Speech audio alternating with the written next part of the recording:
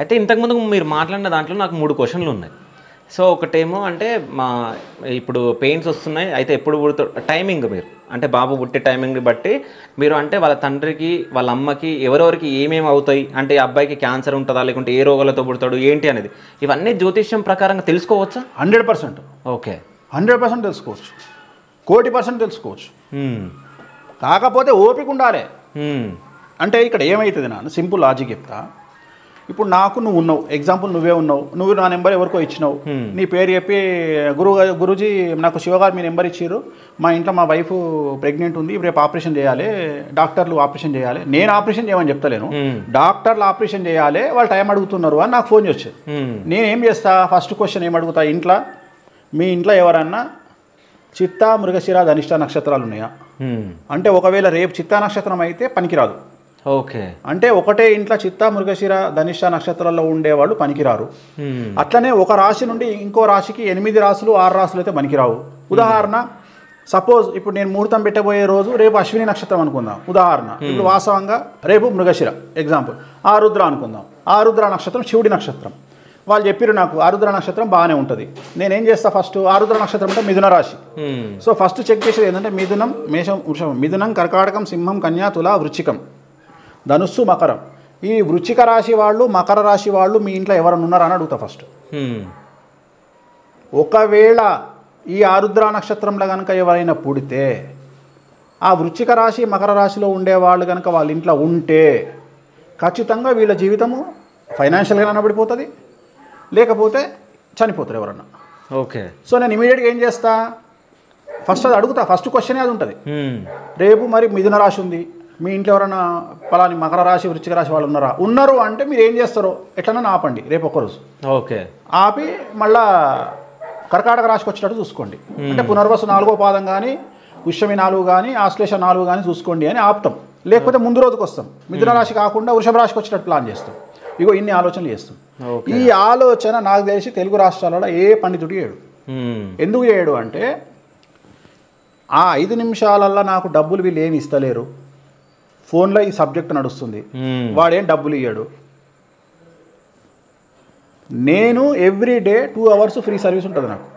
ప్రతిరోజు రాత్రి 10 గంటల నుండి 12 గంటల వరకు నాకు ఫ్రీ సర్వీస్ ఉంటుంది.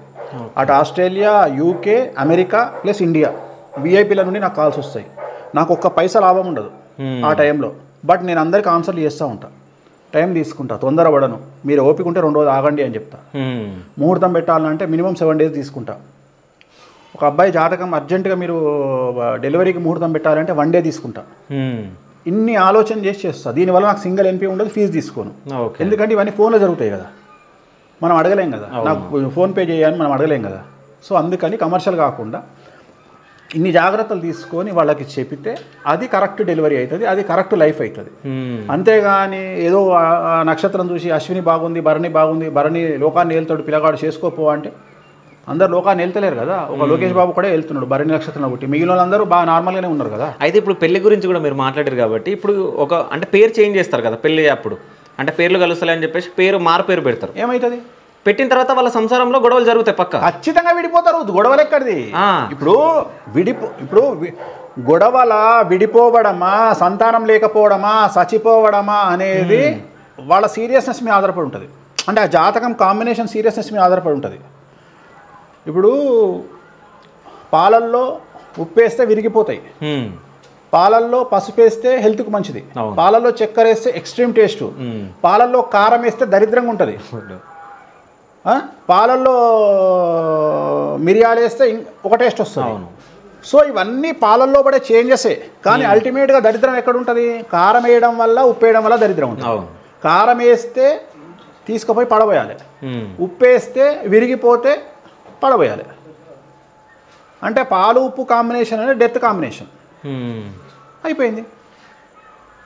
సో పెళ్ళికి నువ్వు పేరు మారిస్తే లాభము, జాతకాలు కలవాలి.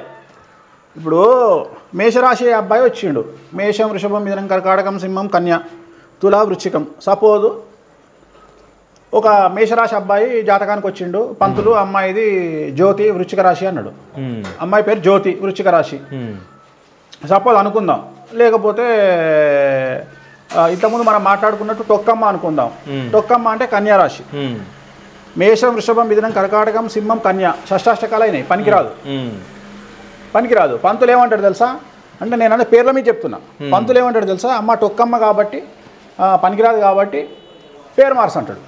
అని ఏం చేస్తాడు, టొక్కమ్మ పేరు తీసుకొచ్చి లక్ష్మి అని పెడతాడు. పెళ్లి వరకే పెడతాడు. మా జాతకం మారిపోయింది. ఇక ఎట్లా మారింది, పేరు మీద జాతకాలు. మరి అప్పుడు ప్రతి ఒక్కడు మోడీ అని పెట్టుకుంటాడు, ప్రతి ఒక్కళ్ళు రేవంత్ రెడ్డి అని పెట్టుకుంటారు, బట్టి విక్రమార్క అని పెట్టుకుంటారు, నందిని అని పెట్టుకుంటారు, చిరంజీవి అని పెట్టుకుంటారు. ఇది ఎట్లా సాధ్యం ఇది? అంటే నువ్వు మోసం చేస్తున్నావు కదా. వీళ్ళే కూడా కక్కుర్తి ఏంది, పెళ్ళి ఏడా అయిపోతుందని మార్చు అంటారు. మారుస్తాడు. పంతులు ఏమనుకుంటాడు, పెళ్లి గిరాకపోతుందేమో 5,000 అని చెప్పి ఆయన మారుస్తాడు. ఇవి నిజాలు చెప్తే ఇప్పుడు పంతులను నేను విమర్శించినట్టు అవుతుంది. అంతే. ఇది చెప్తున్నా కదా, ఇవన్నీ కూడా మన దగ్గర మనకు ఒళ్ళు వంగక ఈ సమస్యలు. అది సో ఒకప్పుడు పెళ్ళిళ్ళు కూడా గంటలు పెళ్ళిళ్ళు అవుతుండే. సత్యనారాయణ వ్రతం అయితే అసలు వ్రతం మొత్తం చెప్పేదాకా ఒక 2-3 గంటలు అవుతుండే. ఇప్పుడు అవి ఏం లేదు. ఫస్ట్ ఓపిక ఉండదు, మనకు ఓపిక ఉండదు ఫస్ట్. ఇప్పుడు సినిమా ఇండస్ట్రీ నాకు తెలిసి ఒక తక్కువ ఒక 1000 సినిమా ముహూర్తం చేసిన. మనం ఇక్కడ ముహూర్తం స్టార్ట్ చేసి మంత్రం చదువుతుంటే వెనకకించి మేనేజర్ వస్తాడు, కొబ్బరికాయ కొట్టండి పంతులు గారు. అరే కొబ్బరికాయ ఎప్పుడు కొడతారు రా, పూజ అంతా అయిపోయినాక కొడతారు.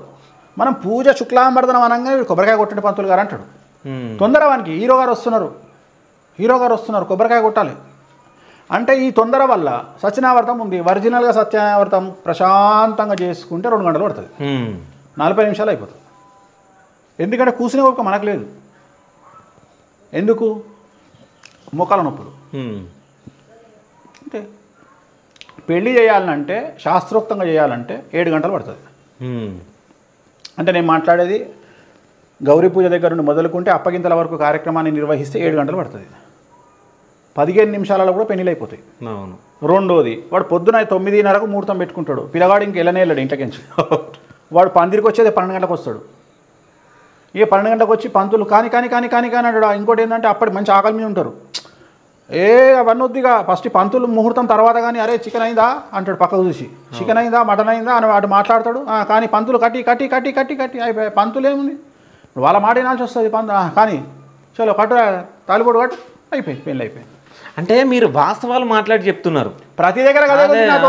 నాతో లొల్లే కది, నేను వాస్తవాలు మాట్లాడితే ఎవరికి నచ్చక నన్ను టార్గెట్ చేస్తారు అంతే తప్ప పెద్ద రీజన్ ఏం లేదు ఇక్కడ. పెద్ద వేణుస్వామిని టార్గెట్ చేయాలంటే వేణుస్వామి మర్డర్లు చేయలే, మానభంగాలు చేయలే, పెద్ద సమాజానికి వ్యతిరేకం చేయలే, జ్యుడిషియరీకి వ్యతిరేకం చేయలే, ఏం చేయలే. ఏంటంటే జగన్ గెలుస్తాడా గెలవడా నా ఇష్టం. నేను జాతకం చెప్పిన ఓడిపోయిండు, ఏమవుతుంది? నేను ఫేస్ చేస్తా కదా నష్టము. నన్ను విమర్శించే హక్కు ఎవరికనుందా? లేదు. ఎవరు విమర్శించాలి నన్ను? నా క్లయింట్లు విమర్శించాలి. స్వామి మీరు చెప్పి జరగలే, వాళ్ళ వ్యక్తిగతమైన జీవితంలో, అది కూడా మంది గురించి కాదు, వాళ్ళ వ్యక్తిగతమైన జీవితంలో వాళ్ళు విమర్శించాలి నన్ను.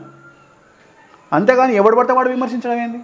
సరే మీ కర్మ, మీకు ఎజెండా ఉంది, విమర్శించుకోండి. నాకు అయ్యేదే ఉంది, విమర్శిస్తే నాకు వచ్చేదే ఉంది. నా క్లయింటేల్ నాకు ఉంటుంది కదా. 20 ఏళ్ళు కష్టపడి సంపాదించుకున్న క్లయింటేల్ కదా. ఇదే రాత్రి ఏదో బ్రేకింగ్ న్యూస్ వేస్తే వచ్చిందో, లేకపోతే ఏదో చెప్పుకుంటే సోషల్ మీడియాలో వార్త పెట్టుకుంటేనే వచ్చింది కాదు కదా. చాలా కష్టపడితే ఈ స్థాయికి వచ్చిన నేను, నాకంటూ క్లయింటేల్ ఉంది. ఇంకో క్వశ్చన్ ఏంటంటే, వైఎస్ రాజశేఖర రెడ్డి గారు చనిపోతారని మీకు ముందే తెలుసు. అవును. సో అంటే ఏమైనా రెమెడీస్ చేసి చేసుకోలే వాళ్ళు, చేసుకుంటే 100%. ఇవాళ చాలామంది సీఎంలు కొంతమంది మూర్ఖులు నన్ను అడుగుతారు, వేణుస్వామి ఒక సీఎం చచ్చిపోతాడని చెప్పిండు, ఎందుకు బతికుండు అంటే, అరే పిచ్చిముడా కొడుక 50 కోట్లు ఖర్చు పెట్టి యాగం చేసుకుంటారా? 50 కోట్లు ఖర్చు పెట్టి యాగం చేసుకున్నాడు. అసలు రాజశ్యామల యాగం అనేది తెలంగాణ ఎట్లా తెలుసు? అసలు మన తెలుగు రాష్ట్రాలకు ఎవరు నేర్పించారు?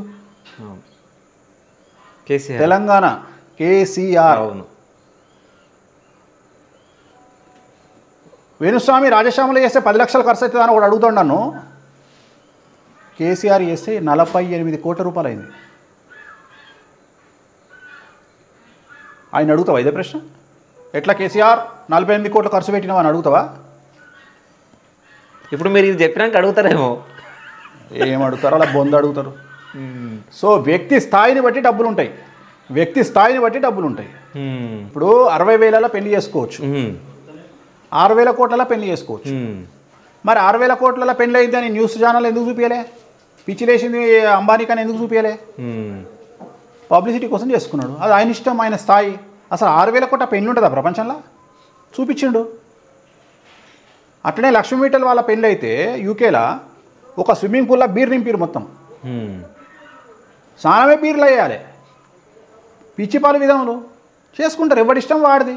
నువ్వు చేసుకున్న పూజకి ఇంత ఖర్చు అవుతుందా అంత ఖర్చు అవుతుందా అంటే దమ్మున్నోడు చేసుకుంటాడు. ధనిష్టల దమ్మున్నోడు ఒకడు 5 కోట్లు ఖర్చు పెడతాడు, ఒకడు 10 కోట్లు ఖర్చు పెడతాడు, ఒకడు 50 కోట్లు ఖర్చు పెడతాడు.